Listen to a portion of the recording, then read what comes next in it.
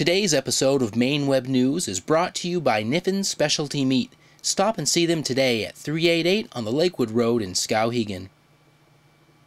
And now, Maine Web News. How you doing this morning, Bob? Pretty good. We had phone problems. The phones just came back up again.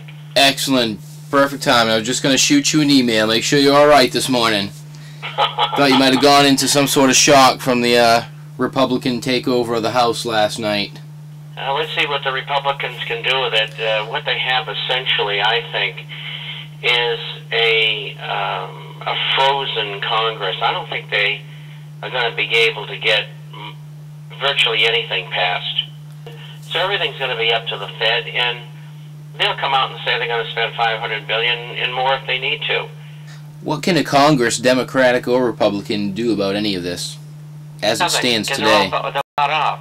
Now we're going to see who is going to be bought off in the new group of freshman congressmen. Well, I saw that Mark Grayson of Florida lost yesterday. He had been a pretty strong opponent for a while of the Federal Reserve, although I think he voted against the Ron Paul audit in the end. I thought Grayson did a good job. I was surprised he was defeated. And I thought he was very bright. Yeah, he was defeated by a lot, too. Harry Reid, there's no question he stole the election, and that's going to be contested. They've already appealed to the Justice Department for fraud. But there'll be a recount. And they had all the illegal aliens voting. That's what they did. That's certainly happened these before. These casinos bust their employees or demanded that their employees get out and vote for Reid so that they could supposedly keep their jobs. Vegas is history. It'll be a ghost town 5-10 years from now. The game's over. Now, people are not going to have the wealth to be able to squander it like they have for the past, we'll say, 30 or 40 years. That game's totally over. And sure, there'll be casinos there, but there'll be a lot of empty ones. Right. Well, in Maine last night we had a real close race for the governor. You have Paul LePage, Republican, pretty Tea Party-ish, libertarian type of guy. I mean, he did go to the Tea Party rallies. He's got the libertarian conservative vote. He was down for most of the night, but the more heavy support for him came in towards the end. It looks like he's going to win by about 2 percentage points. But there's the saying that they love to say now, never let a good crisis go to waste. Because it wasn't clearly called last night at the end of the day, the Maine Today media, which publishes most of the newspapers, ran a big article about how we should go to the electronic voting machines and actually advocated for thumb scanning at the voting booth. I mean, considering all the allegations of voter fraud, it's pretty... The chicanery is going on. And if these people who are elected don't do what they're supposed to do, America is on the edge of revolution. Absolutely. It's going to come, and there's going to be nothing to stop it. The police can't stop it. The National Guard can't stop it. I mean, I don't have to go into the details. Most people know how many weapons there are in the country. And the military is fed up with it. I mean, they're fed up with going to wars that have no consequence. Political wars. Our two Republican candidates for Congress were defeated pretty soundly. And, that was something that was raised last night as an issue. One of them in particular was very, very pro-war. After 10 years in Afghanistan, his only thought that he was able to share was we need to stay the course. And certainly people needed to hear more of an explanation for why we're there than that. Well, they are now the top marijuana producer in the world, and they supply 92% of the world's heroin. And that's how the Central Intelligence Agency and MI6 get funded. Right. So we're supposed to be a government of the people and for the people, and the government's supposed to serve us, but as it stands right now, our government is allowed, I guess, to be the world's drug dealer. But if you, the individual, are, caught with a bag of marijuana, they're going to prosecute you.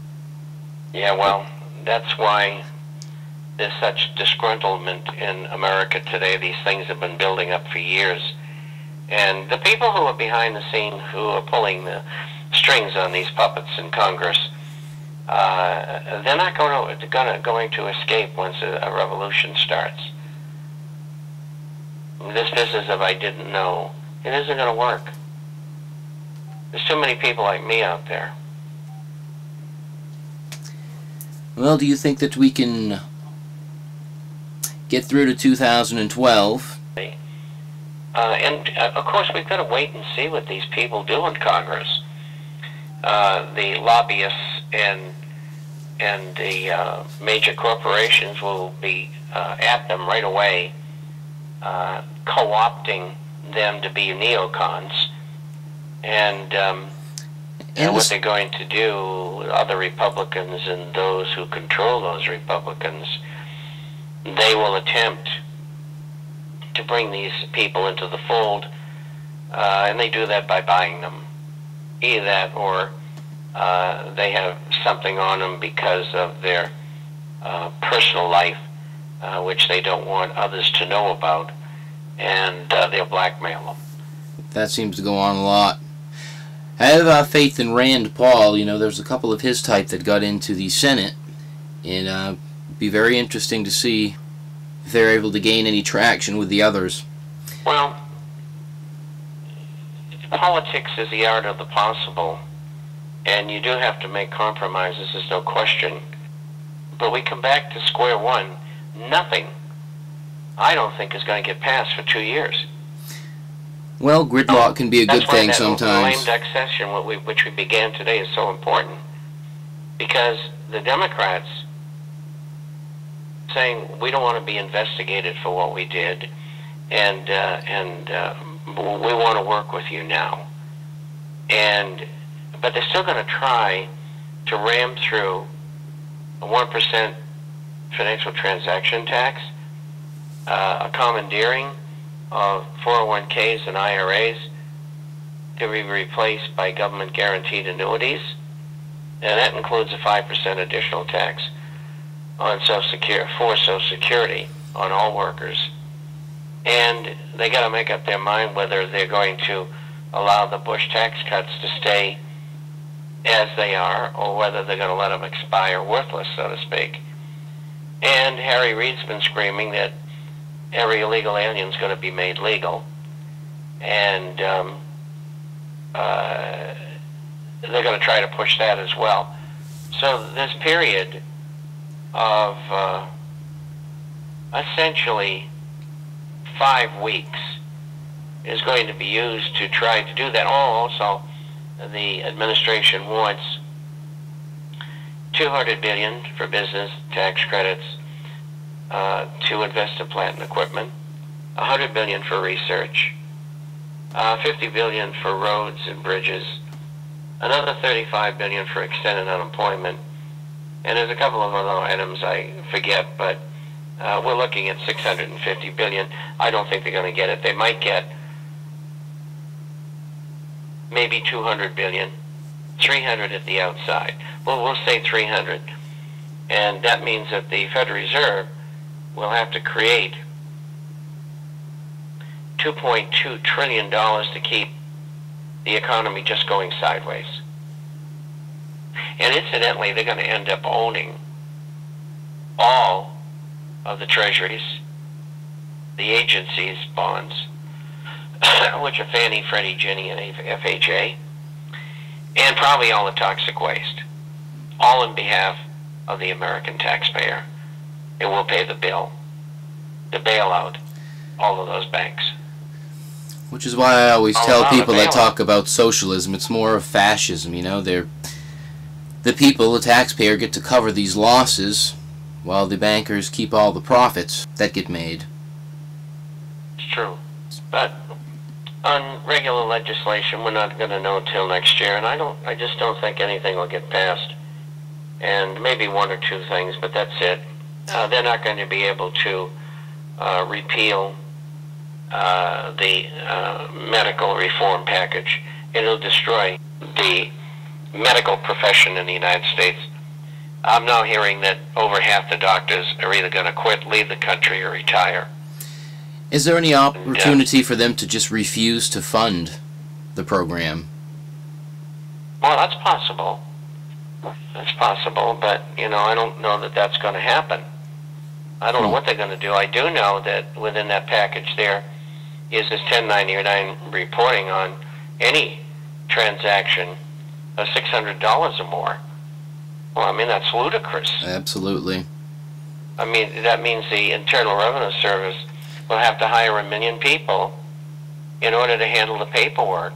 Right. I mean, somebody gets out and buys a lawnmower for $650. Both sides have to report the transaction. It's crazy. What they're trying to do is back into a net asset all companies and all people. That's what it's all about. It's data collection. And of course they think that they're going to collect $15 billion in taxes. I don't know how they figure that. But everybody will start going to cash. That's what will happen. They're dumb. I mean, I've lived in 20 other different economies, and I speak all their languages. And so I know what goes on. And the government passes a rule on everybody uses cash. Which is probably the idea behind the cashless society that they'd like to implement. But I think there's a big reaction to that. Keep people from doing that. Right. And you think they're also trying to prevent people from using gold and silver? Not actively. They're trying to suppress the prices and have since 1988. But maybe they will in the future by saying, well, you can't use it for transactions. But who cares? People are going to do it anyway. I mean, if they tell everybody they're going to pick up their guns, they're not going to get them. I heard you say something on the Aroostook Watchman with my friends Steve and Jack the other day. You threw out the idea that you thought the government might use the mortgage crisis to nationalize the real estate market, speaking of fascism. Can you explain that? I said that they would, in time, nationalize all housing. The ones with the mortgages, they essentially own them already, which is about 55%. The other 45% would have to become property of the government as people died and left homes to others. Most people who die and leave homes, those homes are usually sold, and then government could get their hands on them. So over a 30-year period, government could end up with almost all the housing. And that's important because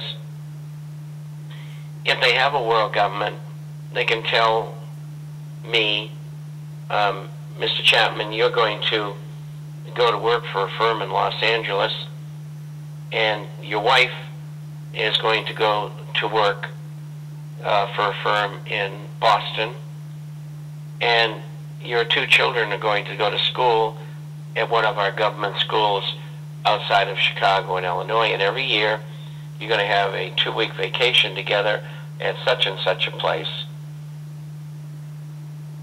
It's people control. The whole mortgage foreclosure crisis is not being reported on in the main media here in this state at all. It will be now. The election's over. Yeah, well, we have the Maine Today media. I mean, most people in Maine don't even realize it was actually a Maine woman who started all this. She went through Pine Tree Legal, which is a non-profit here in Maine, and contested a mortgage, and they found out that, in fact, the documents were fraudulent. And that's what started this whole thing. But the company, the law firm that was representing the banks on the matter, it's called Pierce Atwood, which is very cozy with the Maine Today media. They sponsor events, they sponsor the governor debates together. I think they're in the same building.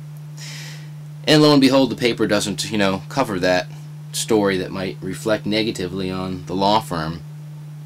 So again, we have a major problem in Maine with this Maine Today media, in a lot of people's opinion.